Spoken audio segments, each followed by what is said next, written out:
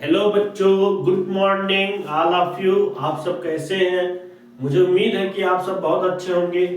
आज मैं आपको बताऊंगा कि विद्युत धारा का चुंबकीय प्रभाव क्या होता है। मतलब जब किसी तार में हम धारा को प्रवाहित करते हैं तो उसके कारण कितना चुंबकीय क्षेत्र उत्पन्न होता है, उसके कारण जो चुंबकीय क्षेत्र उत्पन्न होता है उसी के बारे में अध्ययन करेंगे। तो हेडिंग है, तो चैप्टर का नाम है विद्युत धारा के चुंबकीय प्रभाव। विद्युत धारा के विद्युत धारा के चुंबकीय प्रभाव। चुंबकीय प्रभाव देखिए, नाम से स्पष्ट है कि विद्युत धारा के चुंबकीय प्रभाव। तो जब किसी तार में या चालक में, मान लीजिए कोई तार है, ये किसी तार हो या चालक में जब हम धारा को प्रवाहित करते हैं, मान लीजिए कोई तार है ना, इसमें हम धारा I प्रवाहित कर रहे हैं, तो इस धारा I के प्रवाहित करने के कारण इसके चारों ओर जो है, इसके चारों ओर चुंबकीय क्षेत्र उत्पन्न हो जाता है। इसके चारों ओर क्या उत्पन्न हो जाता है? चुंबकीय क्षेत्र उत्पन्न हो जाता है। इसी को कहते हैं विद्युत धारा का चुंबकीय प्रभाव। ये तार है, इस तार में हम जब विद्युत धारा प्रवाहित करते हैं तो इस विद्युत धारा प्रवाहित करने के कारण इसके चारों ओर चुंबकीय क्षेत्र उत्पन्न हो जाता है। इसी को क्या कहते हैं? ये सब चुंबकीय क्षेत्र, ये सब क्या है? चुंबकीय क्षेत्र है। तो इसी को कहते हैं विद्युत धारा का चुंबकीय प्रभाव। इसके बाद आता है आपका प्राकृतिक चुंबक। अब आता है कि चुंबक कितने प्रकार के होते हैं। तो एक होता है प्राकृतिक चुंबक, प्राकृतिक चुंबक और कृत्रिम चुंबक। दो प्रकार के चुंबक होते हैं, कृत्रिम चुंबक। अब देखिए, प्राकृतिक चुंबक नाम से स्पष्ट है कि प्रकृति में पाए जाने वाला ऐसा पदार्थ, प्रकृति में पाए जाने वाला ऐसा पत्थर जो कि लोहे से बनी वस्तुओं को क्या करे? आकर्षित करे। प्रकृति में पाए जाने वाला ऐसा चुंबक या ऐसा पत्थर जो कि लोहे से बनी वस्तुओं को क्या करे? आकर्षित करे या प्रतिकर्षित करे, तो ऐसे चुंबक को क्या कहते हैं? प्राकृतिक चुंबक कहते हैं। और कृत्रिम चुंबक मतलब ये होता है कि मानव द्वारा बनाया गया ऐसा पत्थर। कृत्रिम मतलब होता है मानव द्वारा बनाया गया ऐसा पत्थर जो लोहे से बनी वस्तुओं को क्या करे? आकर्षित करे, तो ऐसे चुंबक को हम कृत्रिम चुंबक कहते हैं। चुंबक नाम से स्पष्ट है कि चुंबक का काम क्या होता है? कि आकर्षण करना या प्रतिकर्षण करना। अब हम इसके बाद पढ़ेंगे कि चुंबक के गुण क्या होते हैं। चुंबक के गुण,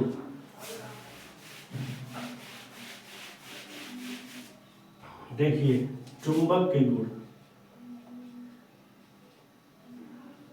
चुंबक के गुण, चुंबक के गुण के बारे में पढ़ेंगे। Properties of magnet, properties of magnet means चुंबक होता है, magnet. Properties of magnet means चुंबक। चुंबक के क्या क्या गुण होते हैं? हम जानते हैं कि कोई भी चुंबक होता है, जैसे मान लीजिए चुंबक, ये जो है दंडाकार चुंबक, तो एक तरफ नॉर्थ होता है, एक तरफ साउथ होता है। किसी भी चुंबक में एक और उत्तरी ध्रुव होता है, एक दक्षिणी ध्रुव होता है। तो चुंबक का ये गुण होता है कि हमेशा जो है चुंबक के बाहर जो चुंबकीय बल रेखाएं होती हैं वह उत्तर से दक्षिण की ओर जाती हैं। चुंबकीय बल रेखाएं किधर जाती हैं? उत्तर से दक्षिण की ओर। जितनी भी चुंबकीय बल रेखाएं होती हैं चुंबक के बाहर से उत्तर से दक्षिण की ओर जाती हैं। उत्तर से इसे क्या होगी? दक्षिण की ओर ऐसे चुंबकीय बल रेखाएं जाएंगी। चुंबकीय बल रेखाएं से जाएंगे उत्तर से दक्षिण की ओर। जबकि क्या होगा? अंदर से क्या होगा कि दक्षिण से, अंदर से क्या होगा कि दक्षिण से उत्तर की ओर जाएगी। दक्षिण से उत्तर की ओर, ऐसे दक्षिण से उत्तर की ओर ये अंदर से जा रही है। अंदर से किधर से जाएंगे? दक्षिण से उत्तर की ओर, इस तरह से निकल जाएंगे। तो मैंने देखा कि चुंबक का एक गुण ये होता है कि कोई भी चुंबक है, अगर उसको हम जो है इस तरह से रखें तो एक जो ध्रुव होता है वो उत्तरी ध्रुव होता है, एक दक्षिणी ध्रुव होता है। तो चुंबक के चारों ओर जो चुंबकीय क्षेत्र होता है, जो चुंबकीय बल रेखाओं से हम प्रदर्शित करते हैं, चुंबक कहीं भी आप रखेंगे तो इसका एक क्षेत्र होता है जहां तक कि वह जो है चुंबक से बनी या लोहे से बनी वस्तुओं को क्या करता है? आकर्षित करता है। तो जो बल रेखाएं होती हैं चुंबक के, वह जो है उत्तरी ध्रुव में वह जो है बाहर क्या होता है, उत्तरी ध्रुव से लेके दक्षिणी ध्रुव की ओर जाता है चुंबकीय बल रेखाएं, और अंदर क्या होता है, वह साउथ मतलब दक्षिणी ध्रुव से लेके उत्तरी ध्रुव की ओर जाता है। इसके बाद जो है इसमें 2 ध्रुव होते हैं, एक उत्तरी ध्रुव होता है, एक दक्षिणी ध्रुव होता है, और कोई भी 2 चुंबक मान लीजिए, एक चुंबक ये हो गया, ये नॉर्थ हो गया, ये साउथ हो गया। हम जानते हैं कि चुंबक में 2 ध्रुव होता है, एक उत्तरी ध्रुव होता है, एक दक्षिणी ध्रुव होता है। इसी के पास जो है एक चुंबक और रख दे रहे हैं हम, इस तरह से एक चुंबक और रख दे रहे हैं, यहाँ साउथ है, यहाँ नॉर्थ। तो चुंबक में एक क्वालिटी होता है कि जब सेम ध्रुव मिलते हैं ना, आपस में ऐसे प्रतिकर्षित करते हैं। ये क्या करेंगे, प्रतिकर्षित मतलब दूर भगाएंगे, इसे प्रतिकर्षित करेंगे। तो जब चुंबक के सेम ध्रुव जो मतलब सजातीय ध्रुव जो आपस में आते हैं, तो एक दूसरे को क्या करेंगे, प्रतिकर्षित करेंगे। आप सब बचपन में चुंबक के द्वारा जो है, आप एक चुंबक को दूसरे चुंबक में जब पास में लेके होंगे तो कभी देखे होंगे चुंबक इधर उधर जो है जाता आता रहता है। तो यही क्वालिटी है, जब चुंबक का दक्षिणी ध्रुव, एक चुंबक का दक्षिणी ध्रुव और दूसरे चुंबक के दक्षिणी ध्रुव आपस में सामने सामने रहते हैं, तो उनमें प्रतिकर्षित होता है। लेकिन अगर यही चुंबक इस तरह से हो, मान लीजिए यहाँ नॉर्थ है, यहाँ साउथ है, इस तरह से दूसरा चुंबक है, यहाँ नॉर्थ है, यहाँ साउथ है, तो ये दोनों जो है आपस में आकर्षित होंगे। क्या होंगे, आपस में आकर्षित होंगे। आपस में क्या होंगे, आकर्षित होंगे।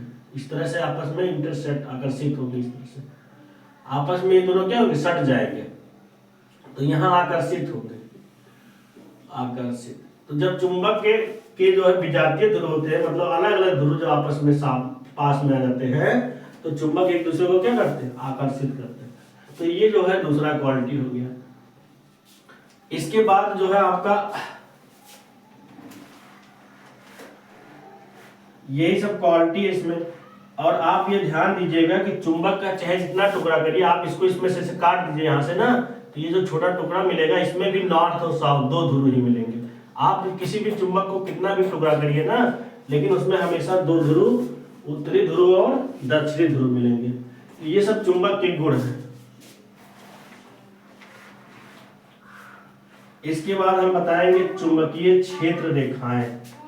चुंबकीय क्षेत्र रेखाएं,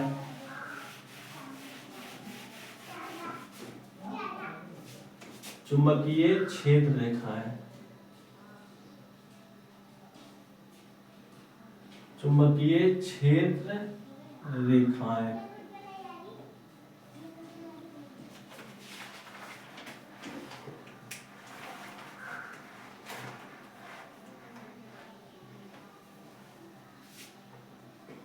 देखिए चुंबकीय क्षेत्र रेखाएं मतलब ये होता है कि मान लीजिए कोई चुंबक है, ये चुंबक है, ये नॉर्थ है, ये साउथ है। अब इसके पास अगर कोई हम दिक् सूची मतलब कोई जो है हम ऐसा यंत्र रखें, कंपास रखें, मान लीजिए दिक् सूची इस तरह से रख दें, तो हम देखेंगे ना कि जो है ये दिक् सूची होगा, जब ये चुंबक के पास रहेगा तो चुंबक के द्वारा जो है इस तरह से यह मुड़ जाएगा, मतलब ये चुंबकीय क्षेत्र यहाँ उत्पन्न हो जाएगा। और इस तरह से पहले था ना ये सुई, फिर बाद में मुड़ के जो है इस तरह से हो जाएगा, मुड़ जाएगा। तो इससे निष्कर्ष निकलता है कि जो चुंबक होता है वो चुंबक के उत्तरी ध्रुव से दक्षिणी ध्रुव की ओर चुंबकीय क्षेत्र रेखाएं जाती हैं। इनकी दिशा जो होती है बाहर से उत्तरी से दक्षिणी, उत्तर से दक्षिण की ओर ऐसे जाती हैं। इससे कि इसका प्रभाव आता है तो ये चुंबक जो कंपास होता है इधर झुक जाता है। तो हम देखते हैं कि चुंबकीय जो क्षेत्र रेखा होती हैं, चुंबकीय क्षेत्र मतलब ये होता है कि जो चुंबक है उसका जहां तक क्षेत्र हो, मान लीजिए चुंबक है, मान लीजिए इस चुंबक का यहाँ तक क्षेत्र है, मतलब इसके अंदर अगर कोई भी चीज आएगा ना तो इसे यह आकर्षित कर लेगा। तो इसी क्षेत्र को क्या कहते हैं, चुंबकीय क्षेत्र कहते हैं। किसी चुंबक का वह क्षेत्र जहां तक कि उसका प्रभाव रहे, किसी भी चुंबक है, इसमें क्या है, चुंबक है, किसी भी चुंबक का वह क्षेत्र जहां तक कि वह वस्तुओं को आकर्षित करे या प्रतिकर्षित करे, तो ऐसे क्षेत्र को उस चुंबक का चुंबकीय क्षेत्र कहते हैं। मान लीजिए यहाँ कोई दूसरा चुंबक है, ये मान लीजिए कोई दूसरा चुंबक है, यहाँ पर ये नॉर्थ है, ये साउथ है। तो यह जो दूसरा चुंबक है इस चुंबक के चुंबकीय क्षेत्र से बाहर है, ये चुंबकीय क्षेत्र है, मतलब इस चुंबक का ऐसा क्षेत्र है जहां तक कि यह जो है किसी भी चुंबक या लोहे से बनी वस्तुओं को आकर्षित करे या प्रतिकर्षित करेगा। लेकिन इस चुंबकीय क्षेत्र के बाहर अगर कोई चुंबक रखा है तो इस चुंबक पर कोई प्रभाव नहीं पड़ेगा। तो हम कहेंगे कि ये जो चुंबक है ना इस चुंबक के चुंबकीय क्षेत्र से बाहर है। तो किसी भी चुंबक का वह क्षेत्र जहां तक उस चुंबक में किसी भी चीज को या किसी भी लोहे से बनी या चुंबक को आकर्षित या प्रतिकर्षित करने के गुण रहता है, जहां तक उस क्षेत्र को क्या कहते हैं, चुंबकीय क्षेत्र कहते हैं। तो ये जो चुंबक है, ये जो दूसरा वाला, ये इस चुंबकीय क्षेत्र के जो पूरा क्षेत्र है ना इसके बाहर है। तो इसलिए हम कह सकते हैं कि यह चुंबकीय क्षेत्र के बाहर है, इसलिए इस चुंबक पे कोई प्रभाव नहीं पड़ेगा। लेकिन यही चुंबक अगर अंदर आ जाएगा ना, मान लीजिए ये चुंबक इस तरह से अंदर आ गया, यहाँ साउथ हो गया, यहाँ नॉर्थ हो गया, तो हम देखेंगे कि ये दोनों आपस में क्या हो जाएगा, आकर्षित हो जाएंगे। क्यों? क्योंकि यह जो है चुंबक है इस चुंबक के चुंबकीय क्षेत्र में आ गया, इसलिए इसका प्रभाव इस पे आ गया। तो किसी भी चुंबक का वह क्षेत्र जहां तक वह किसी भी चीज को आकर्षित करे या प्रतिकर्षित करे, उसी को उसका क्या कहते हैं, चुंबकीय क्षेत्र कहते हैं। तो ये जो चुंबकीय क्षेत्र है, इसको दर्शाने के लिए, प्रकट करने के लिए हम क्या करते हैं, इस चुंबक के चारों ओर जो है एक लोहे का रेतन डालते हैं। क्या डालते हैं? लोहे का रेतन। पता करना हो कि इसका कहां तक क्षेत्र है, तो मान लीजिए इसके चारों ओर से हम लोहे का रेतन डाल दिए या लोहे की चूर डाल दिए, ऐसे इस चुंबक के चारों ओर से लोहे की चूर डाल दी है, लोहे की चूर ऐसे गिरा दी है, तो हम देखेंगे कि लोहे की चूर जो है इस तरह से आकृति बना लेती है। लोहे की चूर जो है इस चुंबक के पास रहने की वजह से इस तरह से आकृति बना लेती है, इधर से भी ऐसे आकृति बना लेती है। लोहे की जो चूर होती है ना, इस तरह से आकृति बना लेती है जब चुंबक के पास रहती है। इस तरह से क्या बना लेती है, आकृति, संरचना बना लेती है। इस तरह संरचना बनाने की वजह से इससे निष्कर्ष निकलता है कि जो चुंबकीय क्षेत्र रेखाएं होती हैं इस आकृति में होती हैं। इस तरह से चुंबकीय क्षेत्र रेखाएं आ जाती हैं। जब किसी चुंबक के पास लोहे का रेतन डालते हैं तो लोहे की रेतन जो है चुंबक के चारों ओर इस तरह से संरचनाएं निर्मित कर लेती है, जिसे हम चुंबकीय क्षेत्र रेखाएं कहते हैं। ये जो रेखाएं सब है ना, इसे चुंबकीय क्षेत्र रेखाएं कहते हैं। चुंबकीय क्षेत्र रेखाएं कहते हैं, चुंबकीय क्षेत्र रेखाएं कहते हैं।